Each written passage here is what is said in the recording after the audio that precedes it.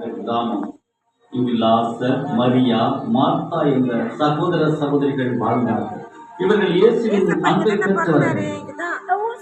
இவர்களில் லாசர் என்பவர் இறந்து போக, அவர் இறந்து 3 நாட்கள் ஆகியிருந்தும் இயேசு கல்லறைக்கு சென்று கல்லறையை மூடியிருந்த தன்னை நகர்த்தச் சொல்லி, லாசரே வெளியே வா என்று சொல்லி இறந்து போயிருந்த லாசரை உயிர்ப்பித்தார்.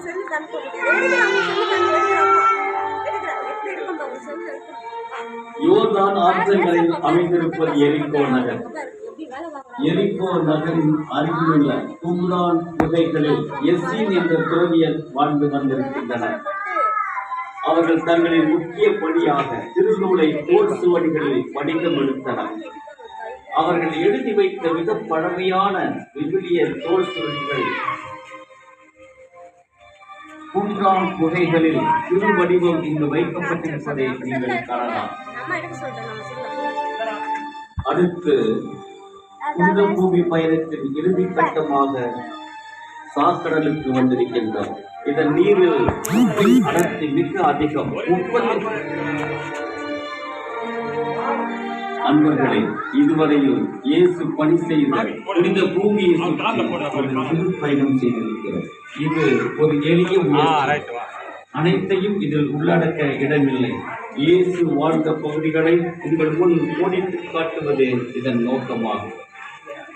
அன்புக்கு இனியவர்களே, நமது புனித பூமி பயணத்தின் உச்சகட்டமாக மானிடருக்கு வாழ்வின் வழியை திறந்து வைத்த இயேசுவின் சிலுவை மரணத்தை சந்திக்க இருக்கிறோம்.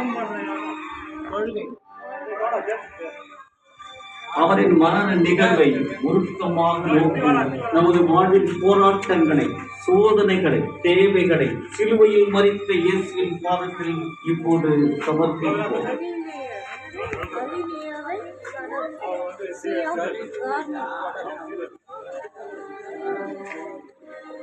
இந்த நிகழ்ச்சியின் உடனுடன் அடுத்து அமைக்கப்பட்டுள்ள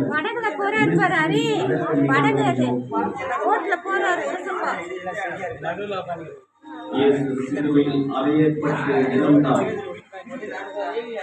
ஆனால் அவரின் இறப்பு இழப்பாக முடியவில்லை, வியப்பாக வெற்றி பெற்றது.